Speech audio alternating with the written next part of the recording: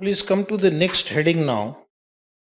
When the entity has a choice of settlement. So what will be the accounting treatment now? Now this is little more complicated because the entity will know what it is going to do. So accordingly they will pass the entry. Right. If the choice is with the entity, they have a more clear idea what will be the mode of settlement. But many times the entity, even though it can settle in shares, but it ends up settling in cash only. You can settle in share, but you end up settling in cash only. Where an entity has present obligation to deliver cash as one of the alternative, then it will create a liability for the settlement to treat it as cash settled share based payment. Now understand what this paragraph says, a bit complicated. Entity has a choice of settlement, but sometimes even though it has a choice of settlement, it will end up settling in cash only. And as an accountant, what you have to do, can the entity really issue the equity share?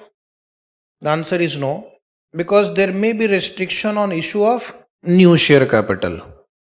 Let us say the company's memorandum or article of association may not allow issue of more shares, or the law of the country for some reasons may not allow you issue of more shares. So in that case, even though theoretically you have an option, but practically you don't have an option, you will end up paying cash only.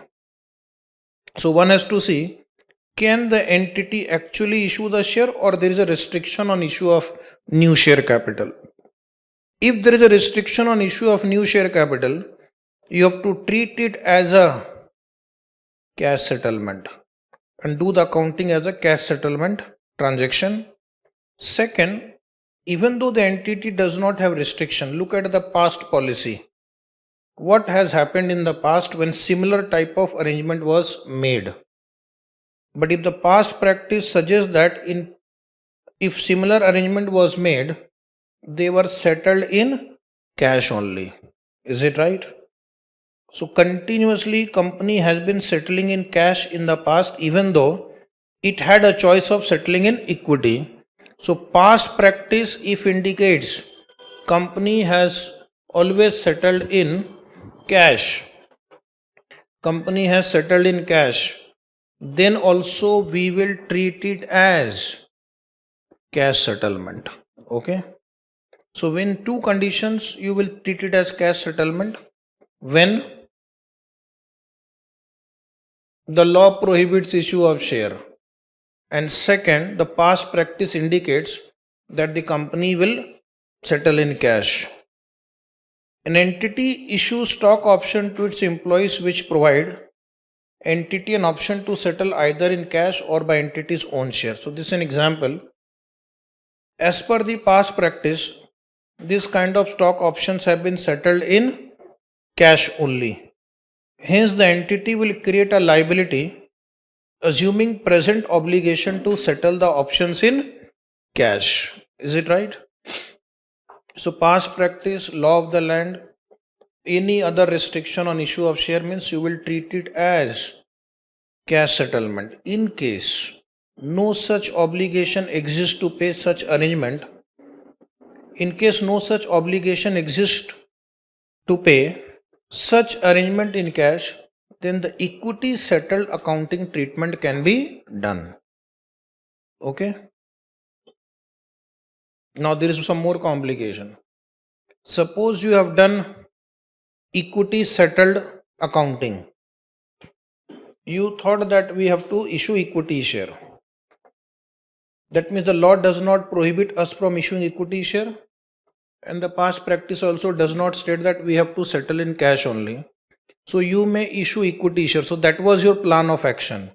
Continuously you have been crediting it to share based payment reserve, and what happened? You ended up paying in cash.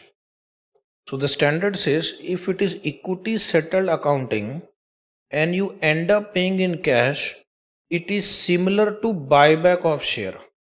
It is similar to buyback of share, because instead of issuing equity, you are paying to the other party and getting your equity account reduced. The effect of this will be your equity account will reduce, cash outflow will take place, which is similar to repurchase of an equity interest. So instead of issuing him equity share, you are paying him cash, so you are reducing your equity account balance. So entry will be share-based payment reserve account debit. This is your account balance. P&L account debit, difference if any. Okay, write the entry if not written, to bank account. To bank account. Why there will be a difference? Because equity account is not remeasured at a future date. But then the liability amount may be fixed, that this much cash will be paid. Okay. But equity is not remeasured subsequently, liability is measured subsequently. So therefore there can be a difference to bank. And case 2, opposite now, you have treated it as cash settlement. So you have continuously credited the share-based payment liability, but you ended up issuing equity shares. Possible? Possible.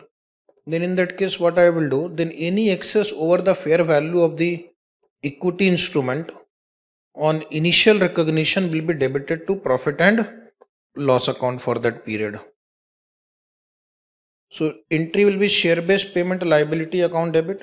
Again, there can be difference, because I will have to see how much is the value of equity component on initial recognition. That value may be different from the liability account. Yes or no? Bolo yes. So share-based payment liability account debit, this account we will close.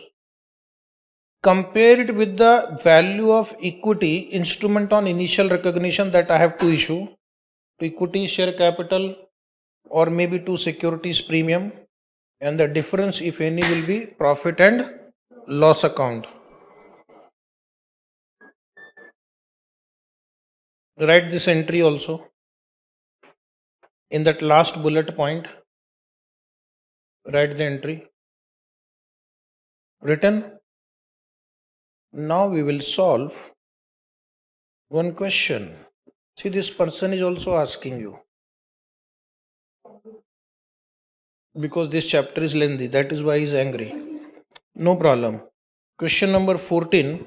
Some simple question we will take now. Indian Inc. means incorporated issued 995 shares in exchange for a purchase of an office building. General question. I should have taken it earlier only. The title has been transferred in the name of Indian Inc. on February 20x1 and shares were issued. Fair value of the office building was 2 lakh rupees and the face value of each share is INR 100. Pass the journal entry. Now this question has nothing to do with the theory that we have discussed. Now we will solve, if I could not solve it earlier. You have acquired an office building and you have issued shares. Fair value of the office building acquired is given 2 lakh. But fair value of share is not given. Face value is given. Face value is not fair value. Okay. So at what amount this building will be recognized? At fair value. That is 2 lakh. So write down just one entry, I think will be enough. 1, 2, 2000 x1, 20x1. Now in this case, the entry will be office building account debit 2 lakh. Only fair value of the asset acquired is given. To equity share capital account, number of equity share issued is given 995. Face value is given 100. So I will credit 995 into 100, 99,500. And to securities premium account, I will write here balancing figure. To securities premium account, 100,500. Is it right? Say yes. Yes. One more question, only small one today. Question number 15. Reliance Limited hired a maintenance company for its oil field. The service will be settled by issuing 1000 share of Reliance. Period for which the service is to be rendered is 1st April to underline, make a correction, to 31st July. 1st April to 31st July. It is written 1 July, make it 31. And the fair value of this service was estimated using market value of similar contract for rupees 1 lakh. In this problem, we are receiving 1 lakh rupees worth services, but settlement will be done by issue of 1000 share. Nominal value per share is INR 10.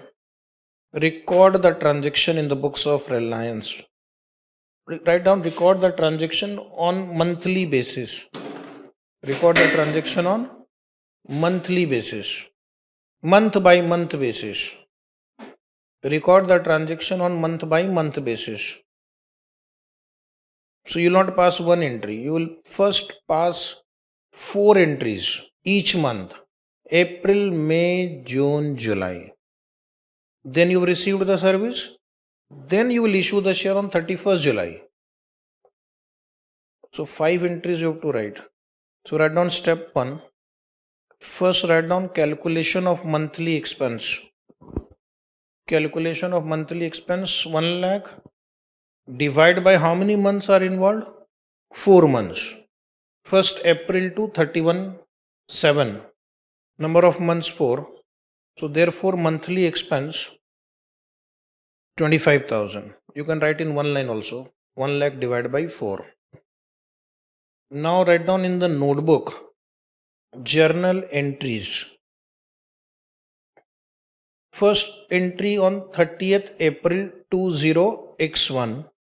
What is the service? Maintenance service. Repairs and maintenance account debit 25,000 to share based payment reserve equity account 25,000 to share based payment reserve equity account 25,000.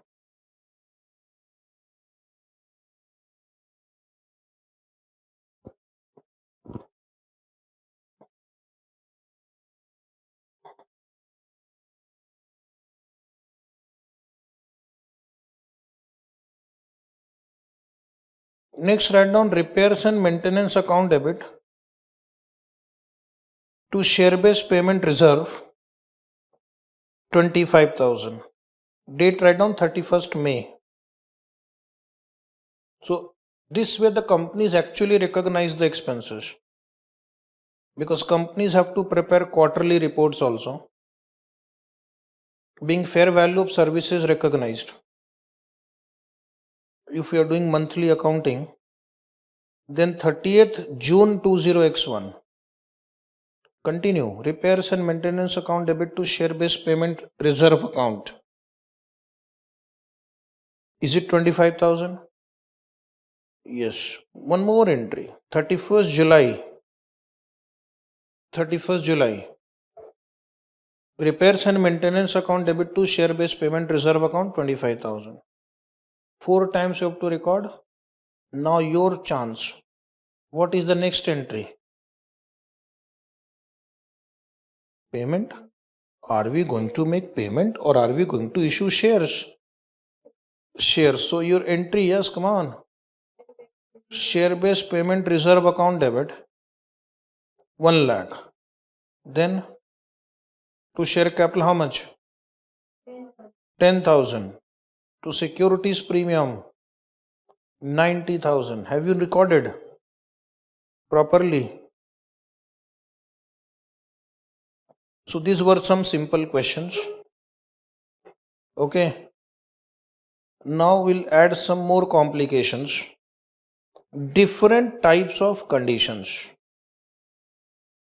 Practically, when you are doing audit of this employee share-based payment plans, you have to see the terms and conditions. The terms and conditions will divide into two categories first: vesting condition and non-vesting condition. Non-vesting condition means this condition does not affect the employee's right to receive the shares. Okay.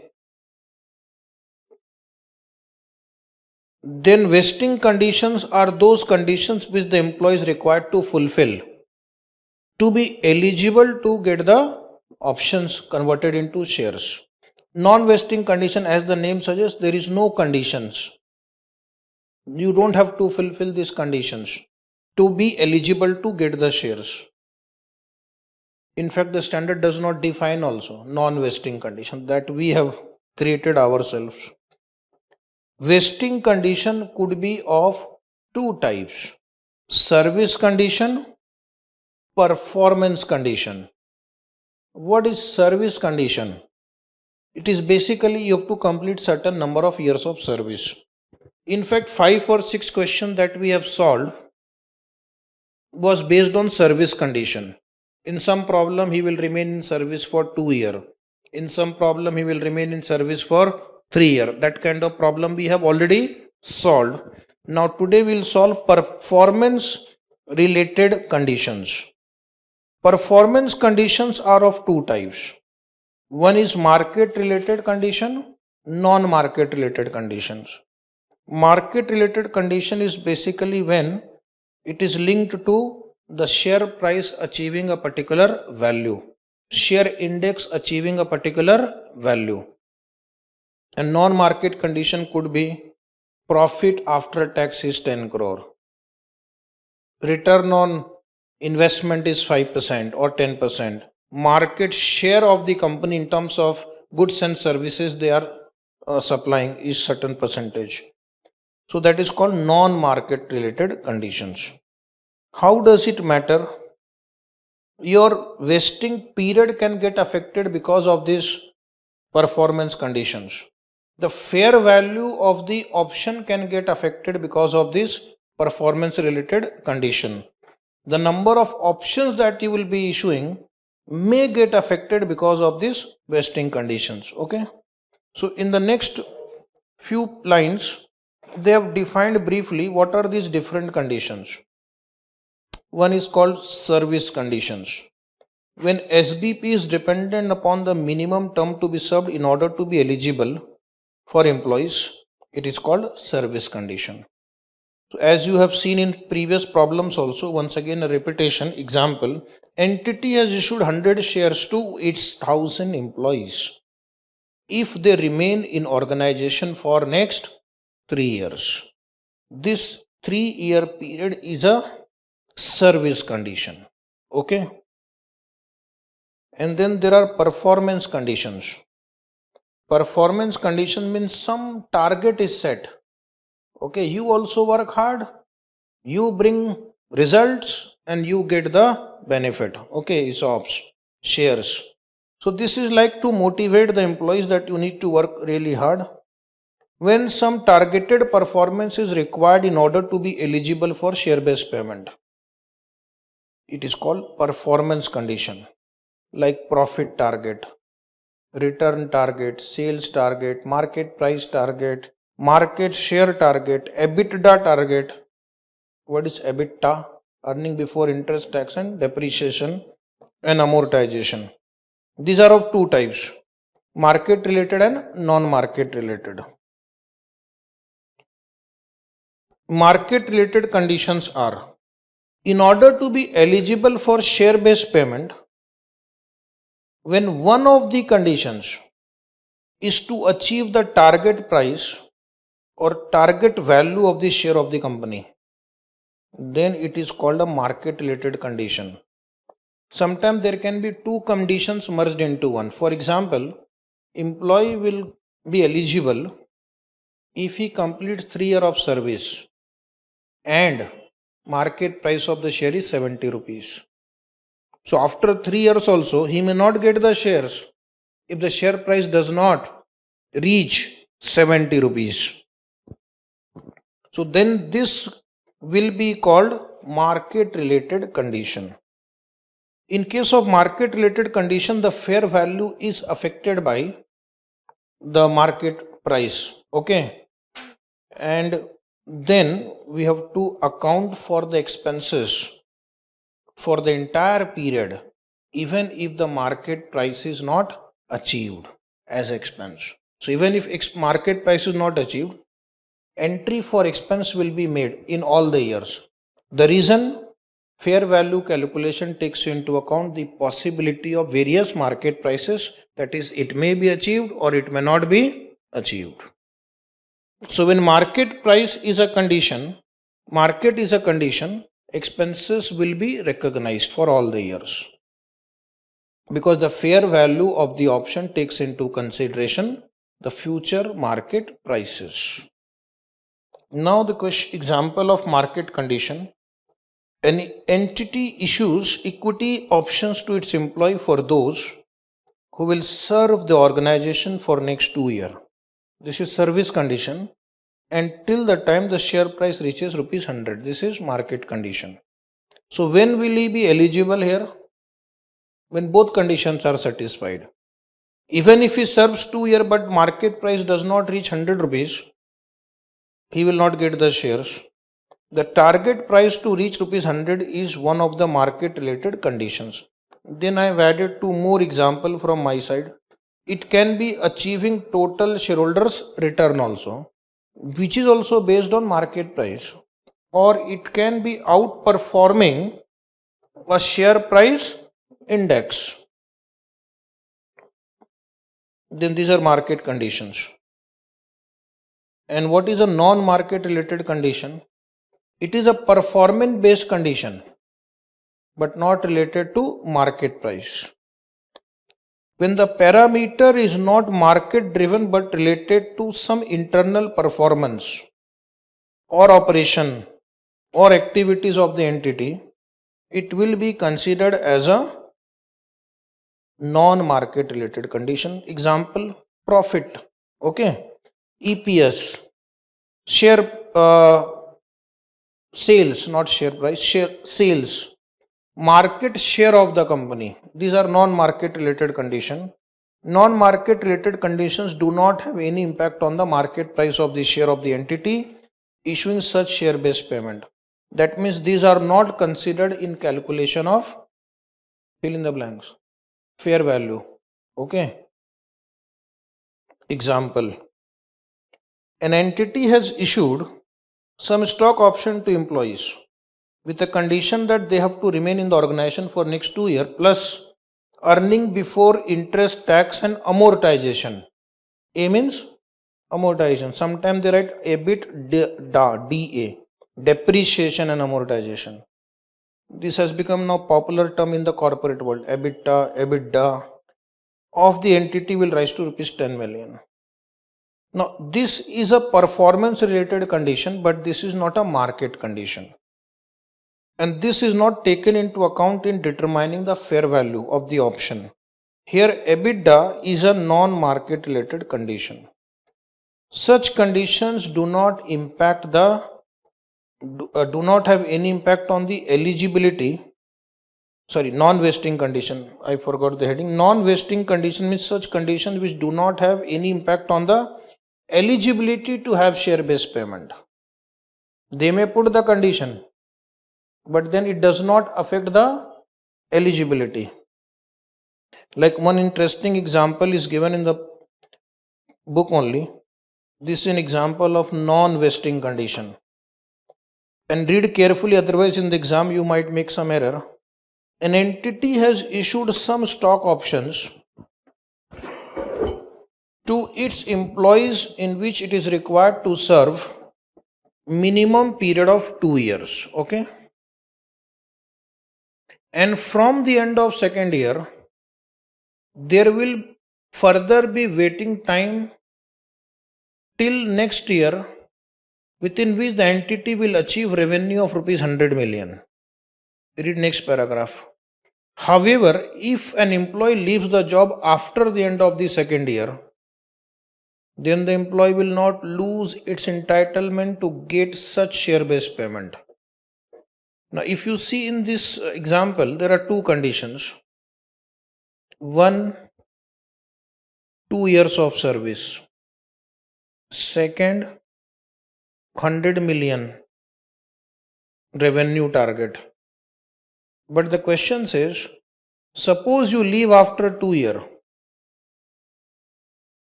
He will not lose its entitlement to get such share-based payment. Is this 100 million revenue target a vesting condition or a non-vesting condition? Is this 2-year vesting condition or a non-vesting condition? This is vesting condition. Okay. If it would have affected its entitlement, then this will also become vesting condition. Aji? Hence the condition of achieving revenue target is a non-vesting condition. Now next paragraph is determining the impact of conditions on share-based valuation. So what is your condition? Accordingly the valuation of option gets affected. So your conditions are service condition, then market related condition, non-market related condition and non-vesting condition. So there are 4 conditions. Market related, non-market related, vesting. No, something is wrong. Now you can see.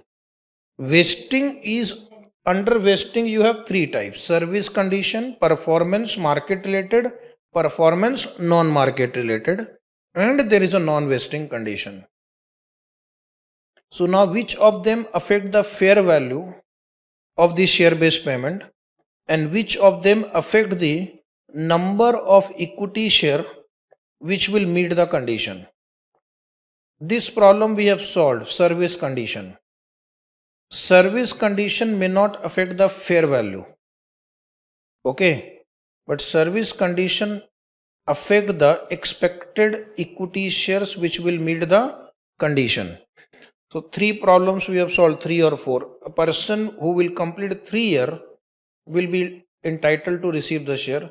So while calculating the number of shares, we have to visualize how many employees would be there after 3 years, and therefore this affects my number of shares. Performance market related will affect the fair value, will not affect the numbers. Performance non-market related will not affect the fair value, but may affect the numbers, will affect the number of shares. And non-vesting conditions will affect the fair value, but not the numbers. Solve. So 2 items will have an impact on fair value calculation. One is market related performance measure and second non-vesting conditions. There are some notes given which you have already discussed. Share-based payment will be measured at fair value on initial recognition, which will include the effect of these conditions. Equity settled share-based payment will be measured at fair value on grant date, and it is not subsequently remeasured because it is an equity instrument. Cash settled will be measured on each reporting date till the settlement is full. And there is a note number 2 below which says this condition, which condition? Note number 2, the last column. These conditions will have no impact on fair valuation of share-based payment. However, they will be considered while estimating the expected number of equity shares at the end of each period for recognition of share-based payment. Now we will check your understanding. You have to answer what is the type of condition this one. There are 4 options, choose one. Which are the 4 options? Service condition, market related, non-market related and non-vesting. Okay. So this is a common paragraph and there are 3 questions below. An entity has issued 100 shares each to its 1000 employees under share-based payment upon the condition to serve the organization at least for the next 2 years. So there is a service condition attached. Subject to following scenario. So this is only up to this would be service condition. But if it is subject to EBITDA of the entity shall be INR 10 million in the next 2 years, then this is service condition plus non-market. Is it non-market? Sure. Seems to be right. EBITDA is one of the performance condition which is a non-market related condition, will be considered while making an estimate of the number of shares which will satisfy the service condition. But this won't affect the fair value. Okay, now try this one. Share price of entity shall be INR 150 in the next 2 years. So this is market condition. Share price target is one of the market related condition and hence it will be considered in the measurement of fair value at initial recognition, both equity and cash settled, and at subsequent date in case of cash settled.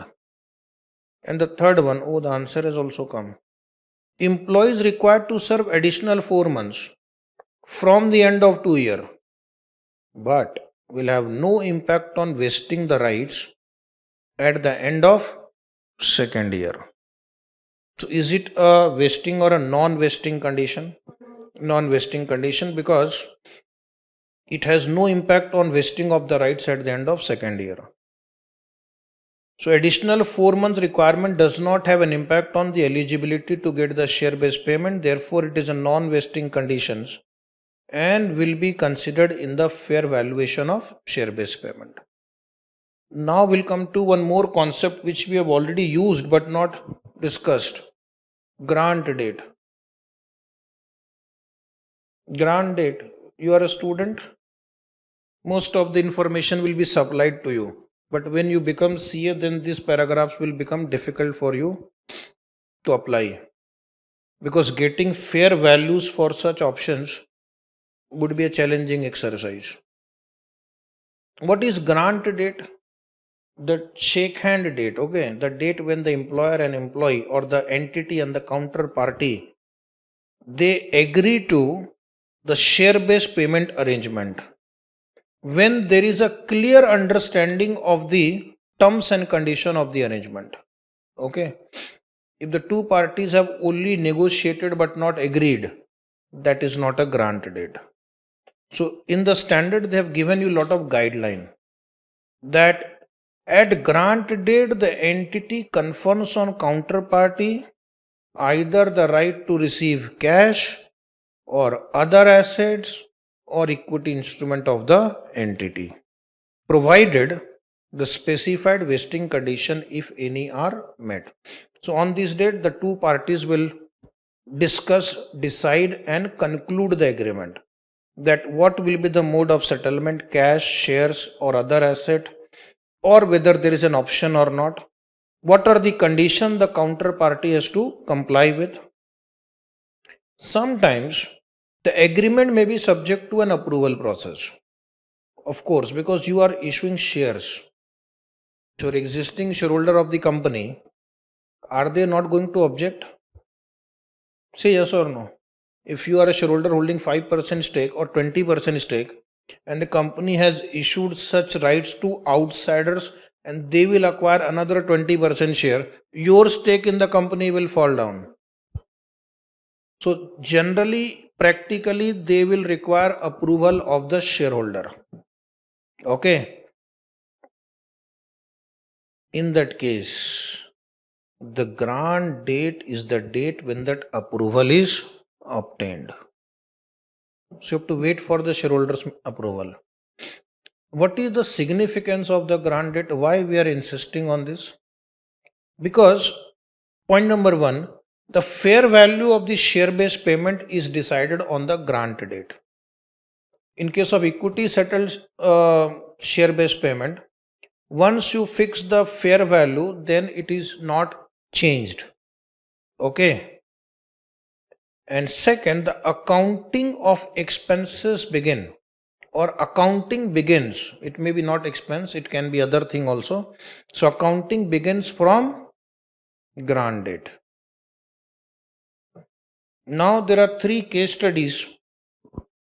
You have to answer what is the grant date. Paragraph A at the top is common, then there are 3 questions.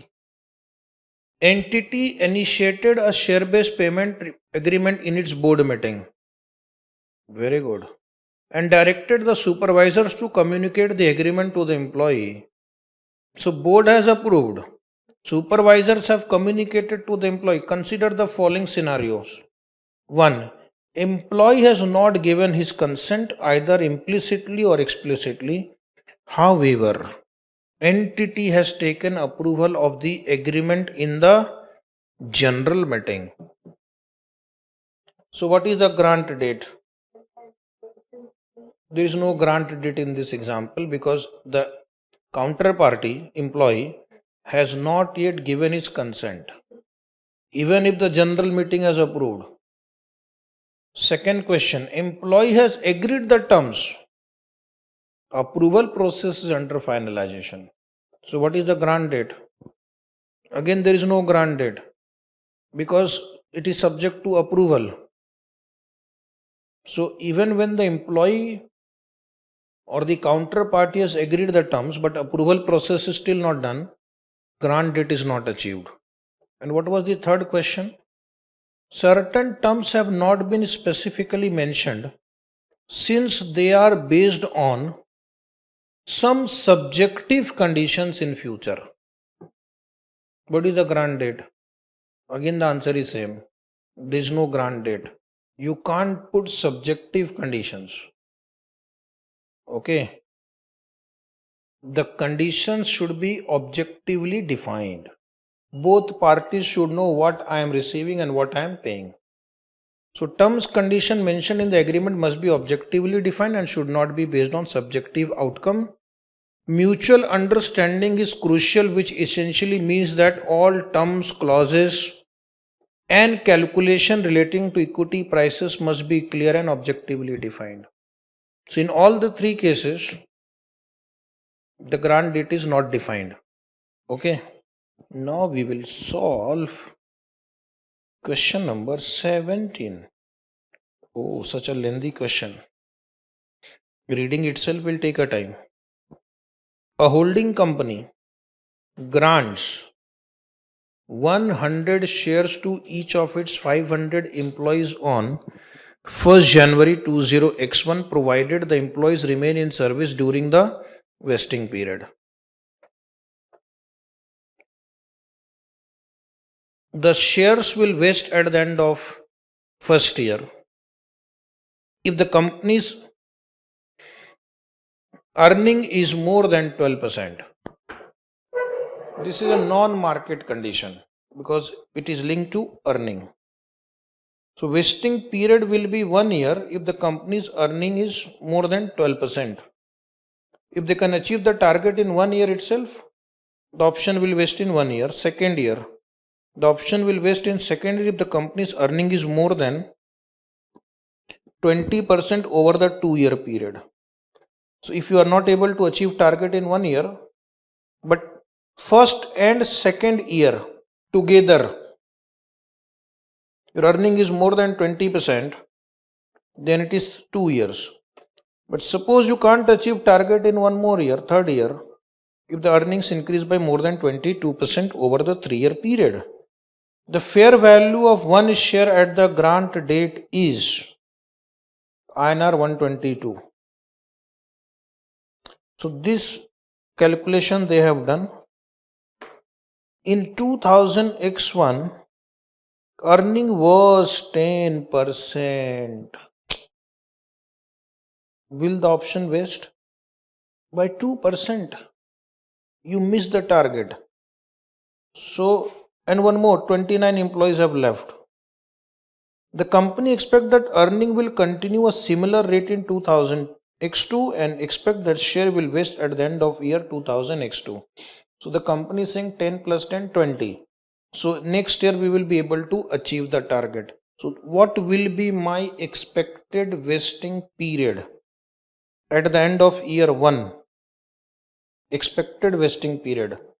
In how many years do we think that the option will vest for accounting purpose? 2 years. Next year. So what I'll do, I'll compute total expense and divide by 2 because I expect it will be 2 years. Now go to second year. The company also expects that additional 31 employees will leave the organization in second year. So while doing the estimation of number of employees, this will be considered. And that 440 employees will receive the shares at the end of 2000 X2. At the end of 20 X2, company's earning was 18%. Now the question is not properly drafted. It should be the increase in earning was 18% for both the years. Substance over form, because they have given the next line. Therefore, the shares did not vest. So they should have written the company's earning for 2-year period is 18% more than the starting earnings, whatever. Anyway, you have understood that the earnings have not target achieved.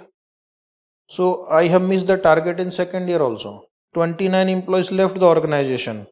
Now company believes that additional 23 employees will leave in next year and earning will further increase so that the performance target will be achieved in 20 X3. Now what is my expected vesting period after 2 years? Is it still 2 years or 3 years? Total, cumulative. 3 now, because I have shifted the vesting period from next year, from this year to next year now. So my total vesting period for accounting of expense will become now 3 years. At the end of 20 X3, only 21 employees have left. Assume that company's earning increased to desired level. Wow. Finally, we are successful after 3 attempts. And the performance target has been met. Determine the expense for each year and pass journal entries. So what I will do, I'll prepare this table, easy for us to understand. You can solve in any other format as you wish. So first you write down step 1, expense to be recognized. Expense to be recognized. Expense to be recognized, serial number, particulars.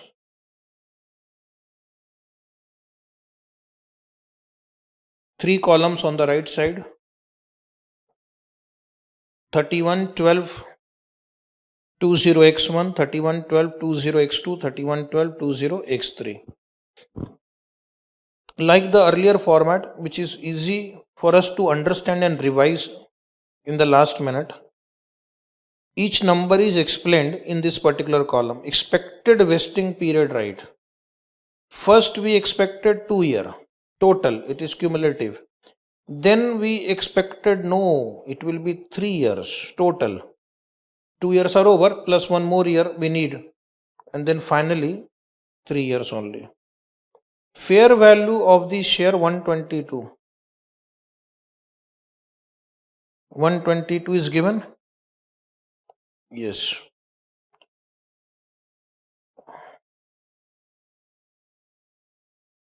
Is the employee required to make any payment in this problem? No. Not again, I need to explain one more thing here. If the employee is not required to make any payment, take fair value of the share itself. But if the employee is required to make payment, then take fair value of option. Then take fair value of option. If he is not required to make payment, share. This is the entire amount company is giving to him free of cost now. But if it is option, then take the fair value of option as he has to pay some exercise price. Number of share expected to vest, keep the question in front of you. 500 employees, 29 left, 31 are expected to leave. So question has also given 440 employees. Into each employee 100, 44,000. When we go to second year, start with 500, 29 left in first year, 29 left in second year, and 23 are expected to leave in the third year. Into 100, is it 41,900? And then finally, in the last year, how many employees were eligible? 500 minus 29 minus 29 minus 21. Is it 421? 421 into 100. Dear student, write down total compensation expense. Total compensation expense. 53,68,000. Check the calculation, B into C. Don't copy. 51,11,800. 51,36,200. Right? Then write cumulative expense to be recognized. Cumulative expense to be recognized on your own. Try yourself.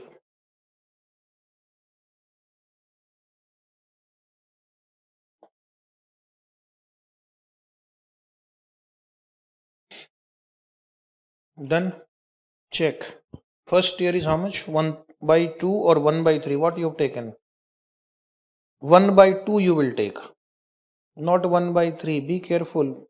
I am the accountant of this year and I think only 2 years will be required. So initially I will do calculation using 2 year vesting period. So write 26,84,000. Try again. 2 by 3 now. 34,07,867. Now all 3 years. 51,36,200.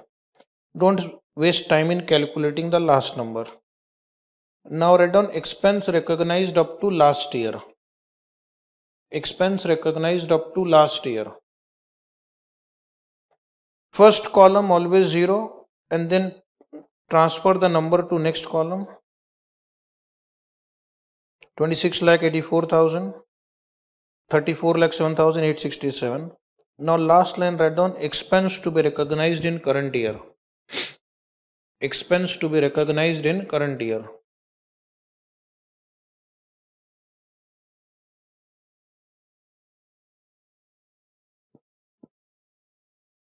Calculate.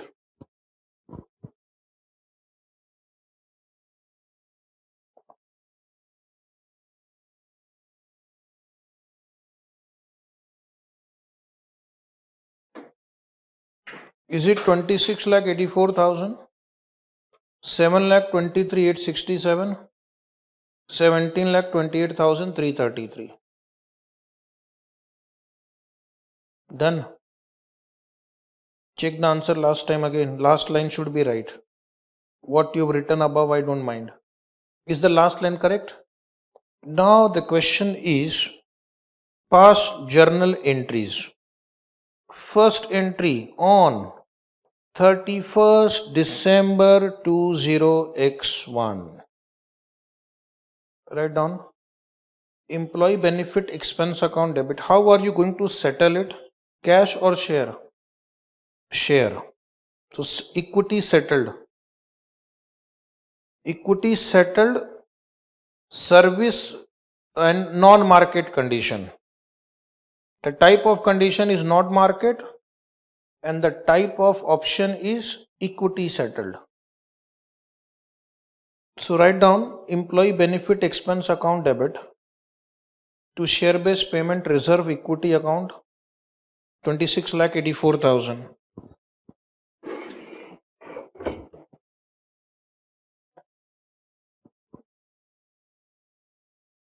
(31/12/20x2) employee benefit expense account debit to share-based payment reserve account 723,867.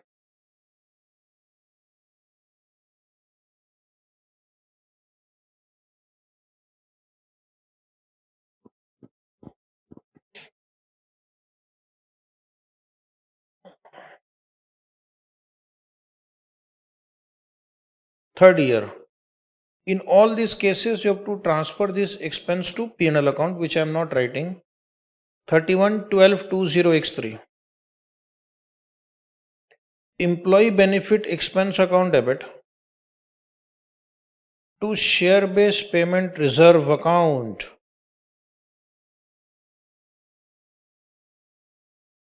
$17,28,333. Correct? This much you have done. And in the exam, you pass one more entry if required. You have to transfer this employee benefit expense to P&L account, or at least write in bracket P&L account. How much is the total now accumulated balance in this equity account? Total 51,36,200. And you're going to issue shares of that much amount. So how many shares will be issued? 42,100 shares will be issued. And what is the face value? Is it 100 rupees? Where it is given? Assume. And two securities premium, 9,26,200. Is it tallying? Write a note. Face value is assumed to be rupees 100. Face value is assumed to be INR 100. Okay.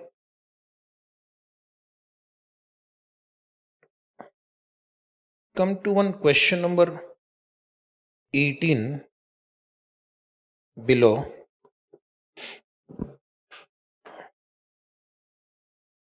ACC Limited granted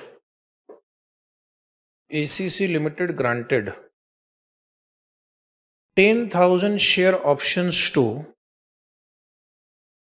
one of its manager.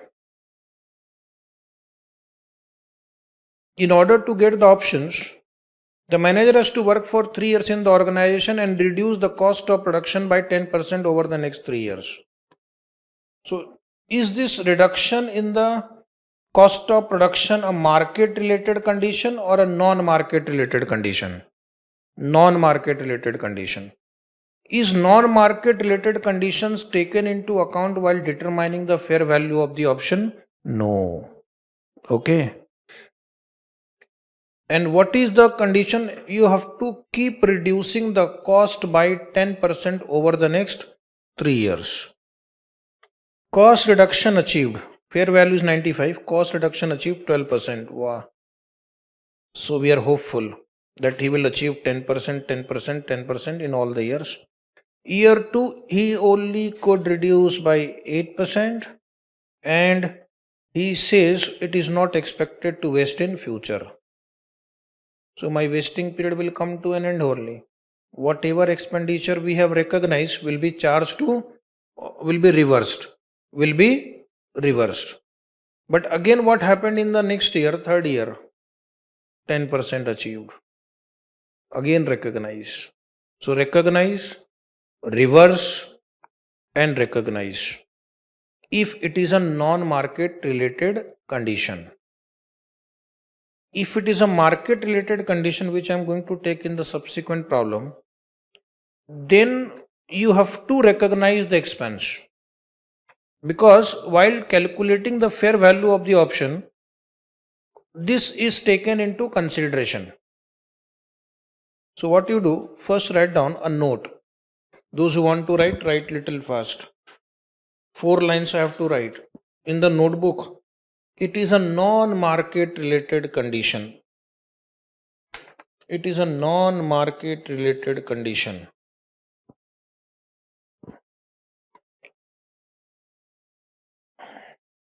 Second point, write down the target to achieve cost reduction.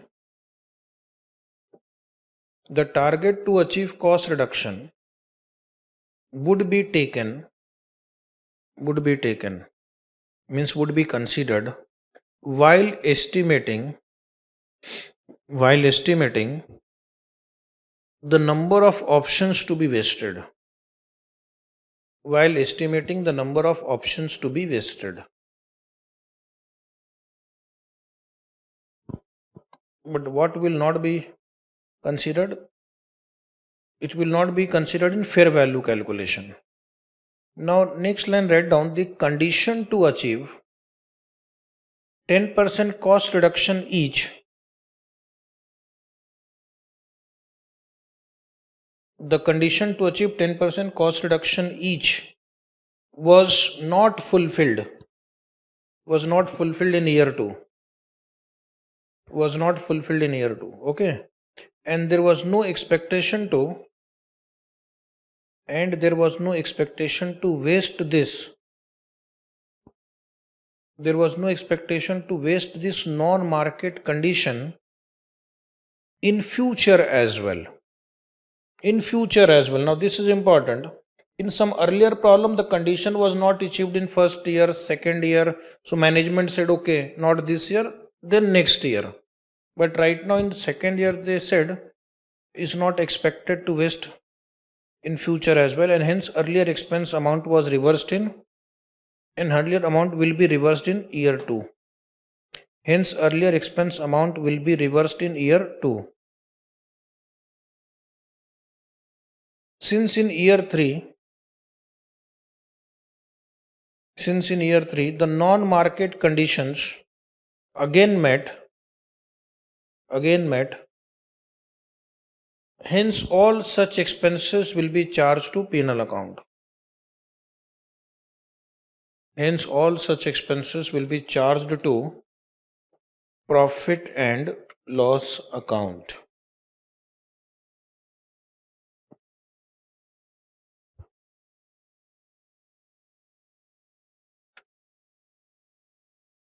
I wonder which companies put such conditions. This happens in the exam questions only more.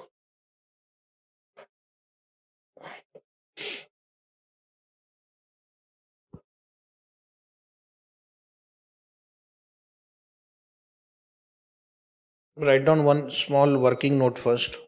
Step 1. Expenses to be recognized. Expenses to be recognized. Right hand side 3 columns. Year 1, year 2, year 3.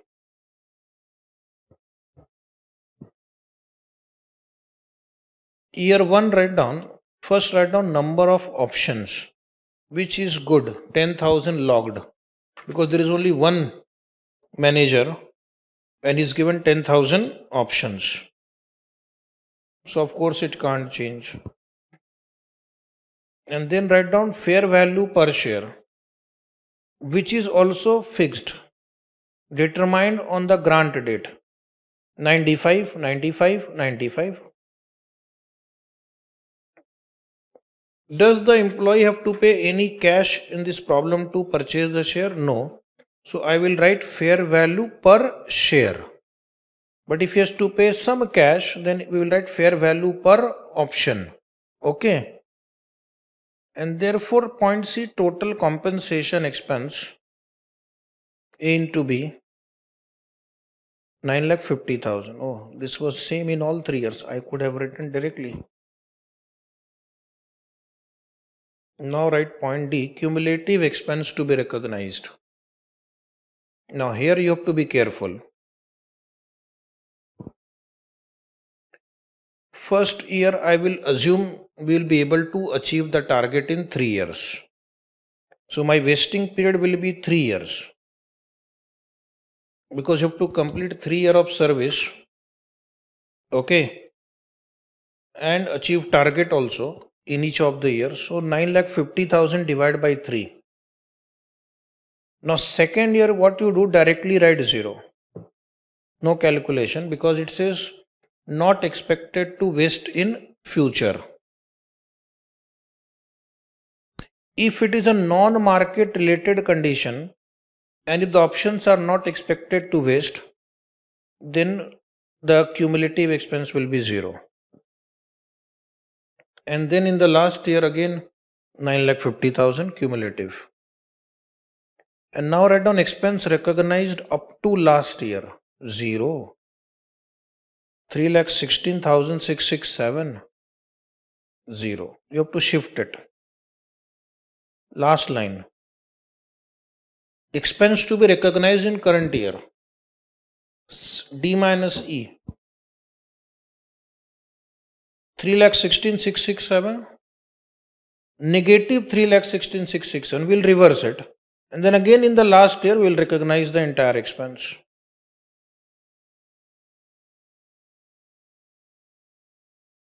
What is the question? Do we have to pass journal entry also? No, write down one question.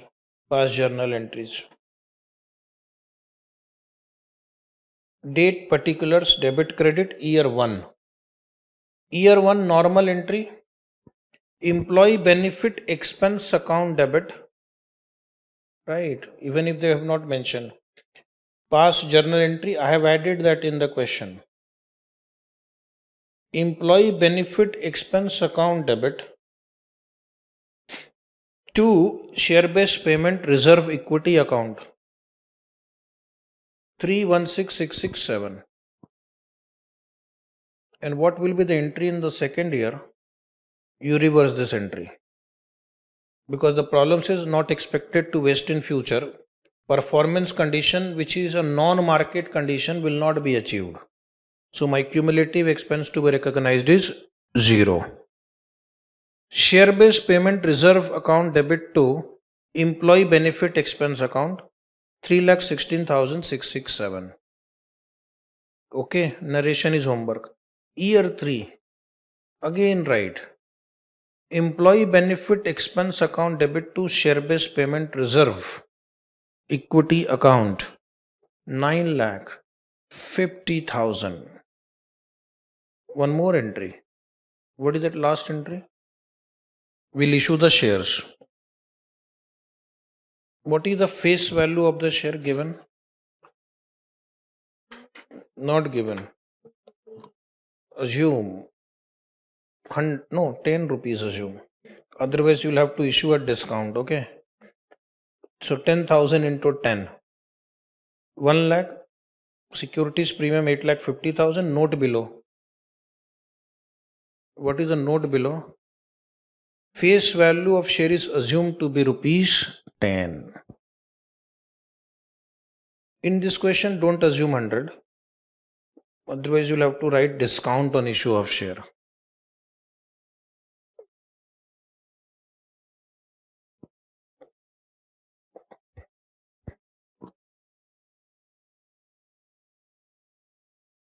Now we'll take one more question. Apple Limited has granted 10,000 share option 2. Now this is heading is market based. Let us understand. 10,000 share option to one of its director for which he must work for next 3 years. So again the number of options will remain constant in this problem 10,000 because it is one director. There are two conditions in this problem. Service condition of 3 years and the price of the share should be 20% on an average over the next 3 years. You should say price of the share should rise by, but there is some drafting error in the question. Share price is moved as per detail below. Year 1 22%, year 2 19%, year 3 25%. At the grant date, the fair value of the option was INR 120. How should we recognize the transaction? Now, if the condition is market price of the share, it is a market based condition, which means this fair value calculation takes into account the market price also. So first you write one note to distinguish between the two problems, how the two questions are different. Right, share price movement is a market based vesting condition. Share price movement is a market-based vesting condition. Hence, its expectations are being taken into consideration. Hence, its expectations are being taken into consideration in calculating the fair value of the option.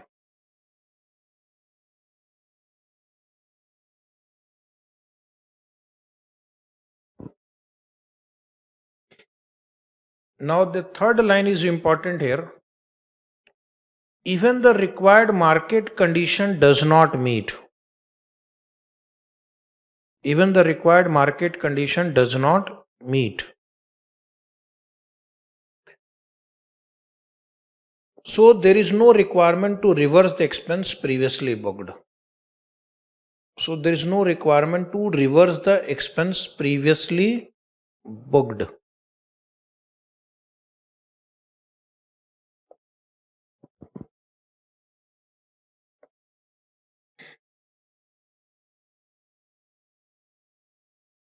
Now the answer. Irrespective of the outcome of the market price, there is no calculation required because we have to account for entire expense. Other variables are not changing. 10,000 options are there. 120 is the fair value and the time is service period is 3 years. So in each year, our calculation will give me the same answer. How much? 40? No, 4 lakh. Irrespective of the outcome of the market price, underline, as it is already taken care in the fair value of the option. As it is already taken care of in the fair value of the option. Each period, an amount of 120 into 10,000 divide by 3 equal to rupees 4 lakh will be charged to P&L account. Working note is not required. This is the answer. Number of options are same. Fair value is same. Vesting period is same. So if all three numbers are same, so your answer will be same in all the 3 years. 4 lakh rupees charged to profit and loss account.